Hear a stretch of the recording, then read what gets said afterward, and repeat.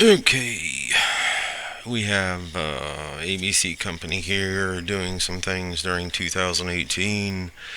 We've got declaring a cash dividend on 6%, $103 par on non-cumulative preferred stock, where we have 1,050 shares outstanding. We've declared a 20-cent per share dividend on 100,000 shares of $2 par value common stock outstanding.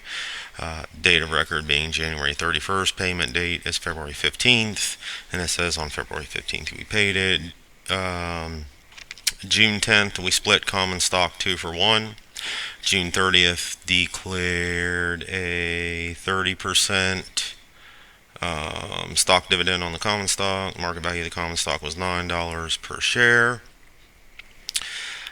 Distributed the dividend on August 15th, October 26th, purchased 1,000 shares of Treasury stock at $8 per share. November 8th, sold 500 shares at $10. November 30th, sold 300 shares at $4. And we need to record these transactions in their general journal. So, starting out here, the first thing that we have on January 16th, and let's see. January 16th. We're paying dividends here, and we're paying cash dividends for both preferred and common. So we've got to calculate how much, and we'll do some calculations out here. For preferred, oh, look at this, and we've got 6% dividend. The price, or the par value on the stocks, I should say, is $103. So we're going to multiply our 6% by $103 by the number of shares outstanding, which they tell us here are 1,050. So if we do that, we should get somewhere around 64.89. 64.89. That's preferred. So let's look at common. Common, we're doing 20 cents per share on 100,000 shares. So basically, we're just going to take 100,000 and multiply that by 20 cents, which will give us $20,000. And up here we had 64.89. So if we add these up, we're paying cash dividends of 26,489. So on January 16th, we would have, we want to differentiate here since we may be dealing with stock dividends, but we have cash dividends. And we're looking at, remember, the 26,489. Whoa, run away. Cash dividends for 26,489. And of that, we're looking at dividends payable because this is the date of, this is just when we're declaring it. The record date is January 31st, payment date is February 15th. So for preferred, we're going to have payables for preferred and common stock. So we'll have dividends payable for common, or actually, we're just going to put CS for common stock and dividends payable for preferred stock. Common stock, we figured $20,000. Preferred, we figured the 64.89. So there's our first entry. There's our January 16th. Now on February 15th, we're paying the cash dividends. So for February 15th, this ought to be a simple one. We have our dividends. We'll debit the dividends payable both for common, our dividends payable for common stock, dividends payable for preferred stock, and their amounts here. The common again was 20,000. Preferred was 64.89, and we're paying these in cash. So we want to credit cash for 26,489. There we paid our stocks. Next we're splitting common stock 2-for-1. This doesn't do anything for us. We don't have any entries here or anything. It doesn't affect what we do or doesn't have an effect on really anything for us. So where we're having this split, nothing really to do there. July 30th, we have declaring a 30% stock dividend on the common stock. The market value of the common stock was $9 per share. All right. So we're looking at a 30% stock dividend. All right. And the market value of the common stock was $9 per share. Doesn't matter to us here. What we're looking at in this case for July, July, what is this? 30th? Okay. So this is a stock dividend. Okay. So where we had cash dividends up here earlier, we're going to have stock dividends. And when we want to calculate these, this is on, what is this? Our common stock here. And what are we looking at here? We're looking at a 30% stock dividend on the common stock. So basically, we have, how many shares do we have outstanding? We have 100,000 shares. Let's see. At $2 par value, so that's really $200,000, give or take, that we're looking at in value wise. And we're doing a 30% stock dividend there. So if we have 200,000 in value of the stock, because it's $2 par, and 100,000, or wait, no, we split it. That's what it is. We split the stock, so now we have. I almost forgot about that. Here in June 10th, we split the common stock, so we had 100,000 shares. Let's get rid of that. At the split, we had 100,000 shares. Well, when we split, that was a 2-for-1, so we're going to multiply by 2, which means we now look at 200,000 shares of stock. It was a $2 par value, but since we had a 2-for-1 split, that $2, we divide that by what we split by, 2-for-1 split, which means we're now looking at a $1 par value on the stock. So essentially, this would have run either way.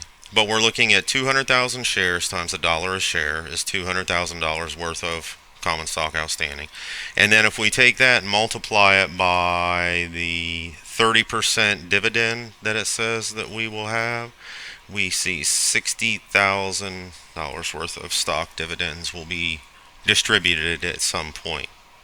So we're going to have stock dividends for $60,000, and then we're going to have, actually we'll look at, we don't have a payable here since this is a stock. This is a distributable, and this is common stock, so we're going to have common stock dividends distributable,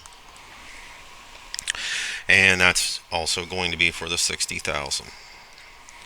So that's July 30th. Our next one here, August 15th, distributed the stock dividend. So the stock dividend we just did on July 30th, we're going to be, if I can get this to move, distributing that stock dividend. So on August 15th, as we look at this, we had our common stock dividend distributable. So really, that is our payable. Remember, we really would be a payable where we're not paying cash, we're distributing a stock. So we're really looking at taking our common stock dividend distributable for 60,000, and then we're looking at crediting common stock at $1 par value for 60,000. Remember, the par value is $1 now because we split the stock, a 2-for-1 split, which means basically every stock has half par value in essence. All right.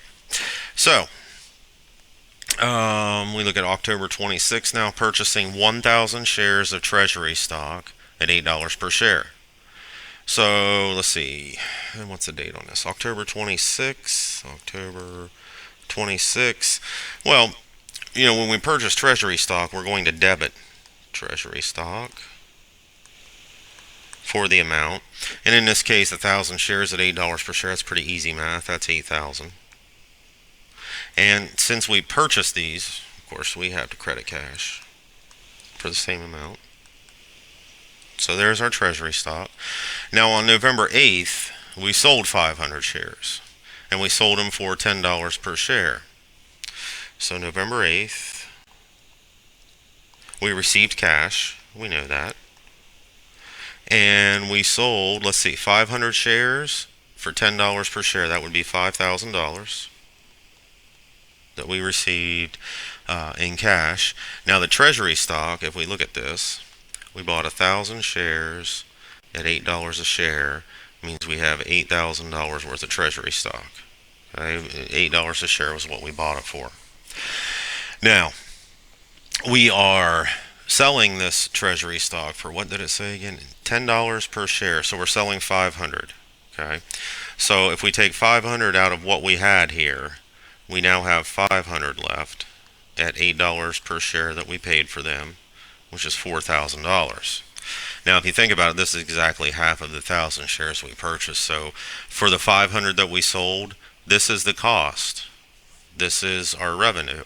So in essence, we have a gain here, and in this case we're going to call this paid-in capital because this is based off of treasury stock. So we sold the treasury stock, so we're debiting cash for the $5,000 we're going to receive. What we're going to credit, first of all, we have to credit our treasury stock for the 500 shares that we, and this is common, we should designate that, but we have to credit our treasury stock for the amount that we paid for it. And remember, we paid $8 a share for this, and this is 500 shares, so that would be $4,000. The rest, the difference between these two, is in the form or sense of a gain, but because it's treasury stock, it goes to paid-in capital. So we'll have paid-in capital from treasury stock, which means we kind of have a gain there. All right. So the next thing we have to do, we go down here. Sold 300 shares of treasury stock for $4 per share. So 300 shares times 4 means we received $1,200. We purchased it, 300 shares at $8 a share, which means we purchased it for $2,400. So we're receiving, we know here we're receiving the cash in the $1,200. So if we look at this, and I'm going to assume, we're assuming that they didn't give us any balances for anything in the instructions. So when we look at this, this is what, let's go back and find the date, November 30th.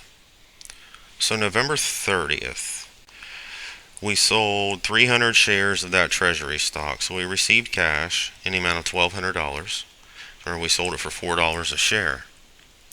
Now, here's a couple things that we end up having to think of.